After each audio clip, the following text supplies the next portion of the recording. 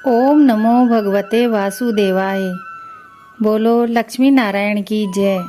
अर्जुन ने कहा, हे केशव, भाद्रपद मास के कृष्ण पक्ष की एकादशी का क्या नाम है और इसका व्रत करने से किस फल की प्राप्ति होती है। श्री कृष्ण भगवान ने कहा, हे अर्जुन, भाद्रपद मास की एकादशी को अजा एकादशी कहते हैं।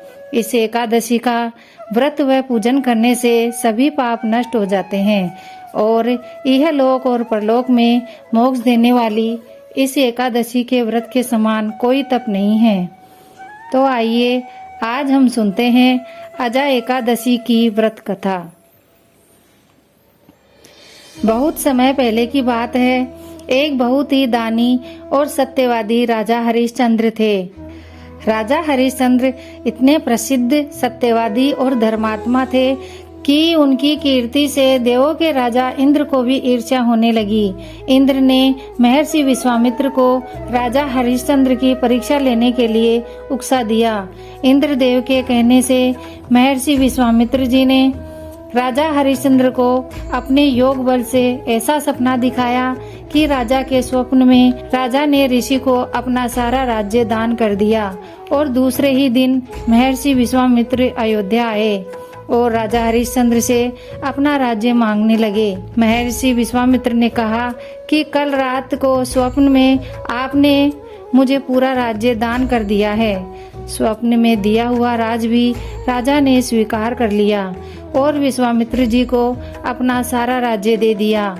राजा हरिश्चंद्र पूरी पृथ्वी के सम्राट थे और अब दान दी हुई भूमि में रहना उन्हें उचित नहीं लग रहा था। अयोध्या से जब राजा हरिश्चंद्र जाने लगे तब विश्वामित्र जी ने कहा, राजन, जप, तप और दान ये सब बिना दक्षिणा के सफल नहीं होते।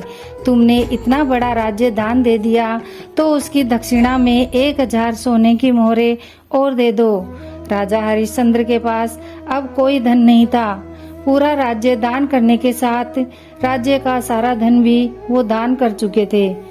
अब ऋषि को दक्षिणा देने के लिए उन्होंने 1 महीने का समय मांगा और वो अपनी पत्नी व पुत्र के साथ काशी जाने लगे, क्योंकि पुराणों में यह वर्णन है कि काशी भगवान शिव के त्रिशूल पर बसती है, अतः वे पृथ्वी पर होते हुए भी पृथ्वी से अलग मानी जाती है। काशी में वो अपनी पत्नी व पुत्र को एक ब्राह्मण के यहाँ बेच दिया और स्वयं को राजा हरिश्चंद्र ने एक चांडाल के यहाँ बेच दिया। इस प्रकार ऋषि विश्वामित्र को 1000 मोहरें दक्षिणा दान में दे दी। महारानी अब ब्राह्मण के घर में दासी का काम करने लगी और चांडाल के सेवक होकर राजा हरिश्चंद्र शमशान घाट की चौकीदारी करने लगे। वहाँ जो भी मुर्दे लाए जाते उनसे लेकर उनके जलाने तक का काम चांडाल ने उन्हें सौंप दिया। एक दिन शमशान भूमि की तरफ गौतम ऋषि आए। राजा हरिश्चंद्र ने ऋषि को प्रणाम किया और अपनी इस दशा का कारण पूछा। तब गौतम ऋषि ने कहा कि किसी पूर्व जन्म के पाप के कारण आपकी यह दशा हुई है। यदि आप भाद्रपद मास के कृष्ण पक्ष की अजा एकादशी का व्रत करो और अजा एकादशी की कथा सुनो तो इस हाल से आपका उद्धार हो जाएगा। राजा ने ऋषि की बात मानी और अजा एकादशी का व्रत करने लगे। एक दिन राजकुमार ब्राह्मण की पूजा के लिए फूल चुन रहे थे तो उनको अचानक एक सांप ने काट लिया। सांप का विष उनके अंदर फैल गया और वह मरकर भूमि पर गिर पड़े। बेचारी महारानी को कोई धीरज देने वाला भी नहीं था और न ही उनके पुत्र को शमशान तक पहुंचाने वाला कोई था।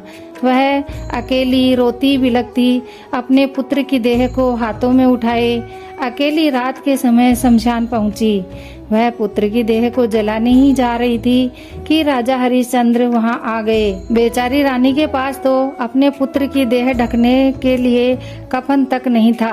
रानी ने राजा को उनके स्वर से पहचान लिया। तब वह गिड़गिड़ा कर कहने लगी, महाराज, यह तो आपका ही पुत्र है जो मरा हुआ है। मेरे पास कर देने के लिए कुछ भी नहीं है। राजा हरिश्चंद्र को बहुत ही दुख हुआ, किंतु वे अपने धर्म पर स्थिर बने रहे। राजा ने कहा, रानी, मैं यहाँ चांडाल का सेवक हूँ। मेरे स्वामी ने मुझे कर लेने के लिए यहाँ रखा है। बिना कर के यहाँ मुर्दे नहीं जलाते। मैं अपने धर्म को नहीं छोड़ सकता। तुम मुझे कर देकर ही अपने पुत्र की देह जलाओ। यह सुनकर रानी फूट फूट कर रोने लगी और बोली, स्वामी, मेरे पास तो यह एक ही साड़ी है जिसे मैं पहनी हुई हूँ, आप इसमें से आधी ले लो। और इतना कहकर रानी जैसे ही अपनी साड़ी फाड़ने लगी, वैसे ही भगवान नारायण, इंद्र और धर्मराज आदि सभी देवता श्री विश्वामित्र जी के साथ प्रकट हो गए।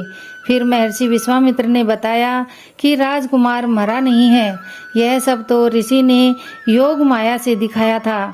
राजा हरिश्चंद्र को खरीदने वाले चांडाल के रूप में साक्षात धर्मराज भगवान थे।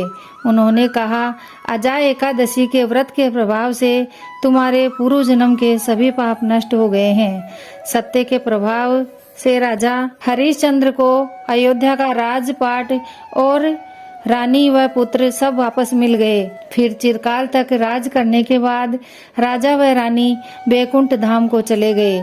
श्री कृष्ण जी ने कहा, हे केशव, हे अर्जुन, भाद्रपद मास के कृष्ण पक्ष की एकादशी का व्रत करने व कथा सुनने मात्र से ही कई यज्ञों का फल मिलता है। तब अर्जुन ने दोनों हाथ जोड़कर कहा, हे नारायण, जैसी राजा की परीक्षा ली वैसी किसी की मत लेना, और जैसा राजा को बाद में दिया वैसा कथा कहने व सुनने वाले और हुंकार देने वाले सबको देना। बोलो विष्णु भगवान की जय।